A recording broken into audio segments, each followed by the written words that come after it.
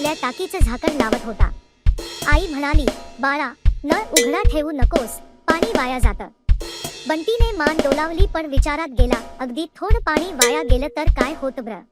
त्या रात्री त्याला एक अजब स्वप्न पडलं. तो एका निळ्या प्रकाशाच्या झुळकीत ओढला गेला. डोळे उघडले तर तो एका पाण्याच्या राज्यात पोहोचला होता. सगळीकडे निळसर प्रकाश, शिंपले, माशा आणि गोड गप्पा करणाऱ्या पाण्याच्या थेंबांची सेना.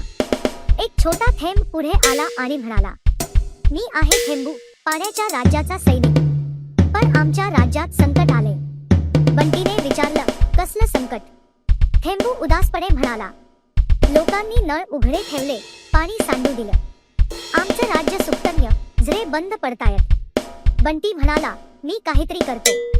थेंबू त्याला पाण्याच्या राणी जलताकडे घेऊन गेला. ती म्हणाली, बंटी, आमचं राज्य वाचवायचं असेल तर तुला 3 थेंबांची परीक्षा द्यावी लागेल. पहिली परीक्षा सहनशक्तीची. त्याला वाळवंटात चालायचं होतं, थेंब गळून देता.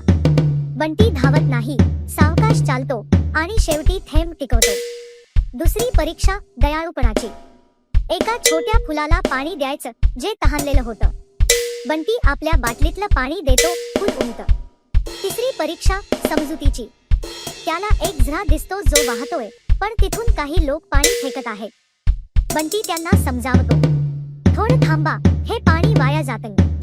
आपण सगळे वाटून वापरूया. सगळे हसतात आणि त्याचं ऐकतात.